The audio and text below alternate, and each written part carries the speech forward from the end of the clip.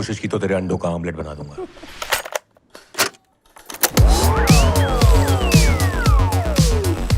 गुलाबगंज की पावन धरती पे आपका स्वागत है। मैं चाहता हूँ कि पापा को मुझ पर नाज हुआ। मैं भी उनको दिखाता हूँ कि मैं गांची हूँ। खाना, पानी, सर पे छत, बिस्तर सब तो है। बाकी खाली हाथ आए थे, खाली हाथ ही तो जाना है ना। 4 कट आत्मा राम, ये 4 चरणों में आत्मा की शुद्धि करता है। भाई आप फटी पैंट क्यों पहन रहे हैं? तेरी गोटी दिख रही है क्या? नहीं भाई। कैसे मारा? साइकिल के पंप से। स्क्रू ड्राइवर नहीं, पाने से। एक ही पाने से उड़ा दिया दोनों को। कोई किसी को पाने से कैसे मार सकता है? ऐसे ही मार दिया। Well done Tipu. आज तो गुलाबगंज में आग लगेगी। आग नहीं, कहर। नाचो तुम नाचो जितनी ये कोई छोटी मोटी डील नहीं है जो ऐसे ही बैठे बैठे आराम से हो जाएगी। ये डील का 5% आपका होगा। मैंने तुम्हारे बाप से हाथ नहीं मिलाया और तुम्हें लग रहा है तुमसे मिला लूंगा। कहते हैं हर इंसान के अंदर एक शैतान होता है और कसम पैदा करने वाले की वो शैतान को अंदर ही रहना चाहिए।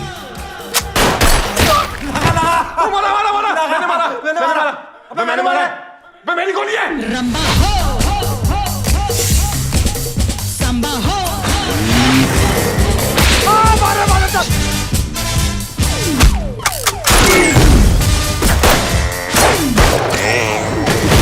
टिप्पू, ये सब बाद में कर लें, वो अभी मूड बदल जाएगा।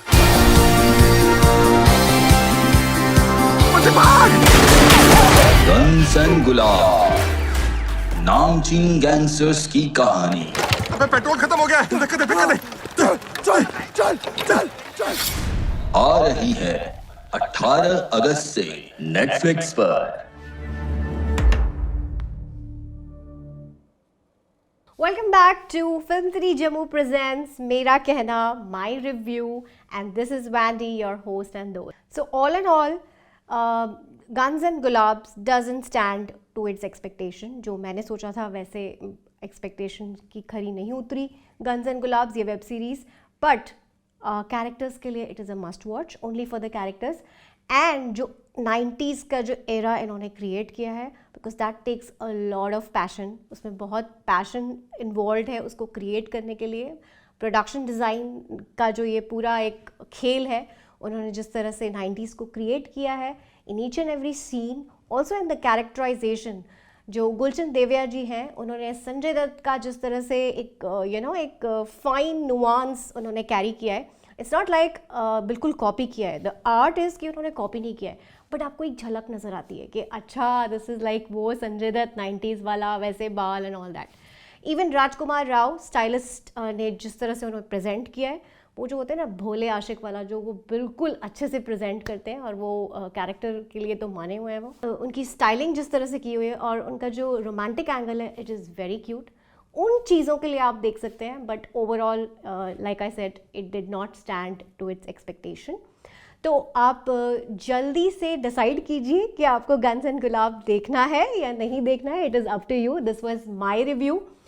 सो now we will talk about the screenplay, and in my point of view the screenplay is a little confusing, क्योंकि बहुत ही स्कैटर्ड है। मेरा मतलब है बहुत ही फैला हुआ है। कैरेक्टर्स बहुत सारे हैं, कैरेक्टर्स अच्छे हैं। अगर आप एक एक इंडिविजुअली कैरेक्टर्स को देखते हैं तो आपको पसंद आएगा कि अरे वाह, वो राजकुमार राव की जो कैरेक्टर है उसका नाम इतना इंटरेस्टिंग है, और सारे नाम इंटरेस्टिंग हैं। जैसे कि मैं आपको एक एग्जांपल दे दूं, उसकी बैक स्टोरी मैं आपको नहीं बताऊंगी बिकॉज आपको एपिसोड देखने हैं टू फाइंड आउट कि ये नाम कैसे पड़ा है। तो नाम उसका टीपू है, लेकिन सारे बुलाते हैं उसको पाना टीपू है, और उसके पीछे एक इंटरेस्टिंग स्टोरी थी जिसके लिए मुझे वेट करना पड़ा कि यार मतलब ये क्यों बुला रहे हैं इसको ऐसा।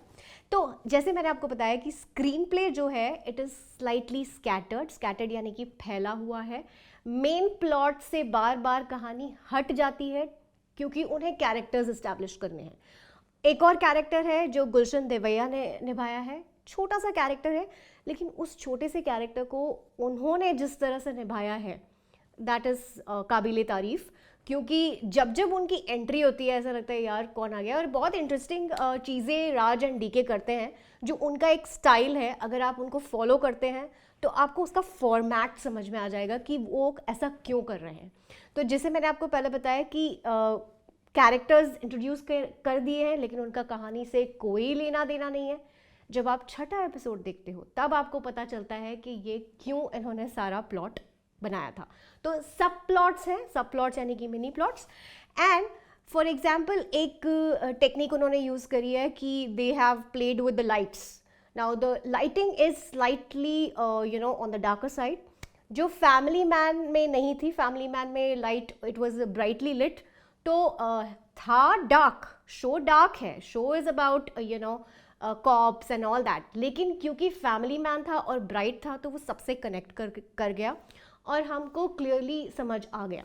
बट इसमें लाइटिंग का उन्होंने दूसरा पैटर्न इस्तेमाल किया है, इट्स स्लाइटली डार्कर, तो कई जगह पे समझ नहीं आ रहा है, it is very slow and it was not required.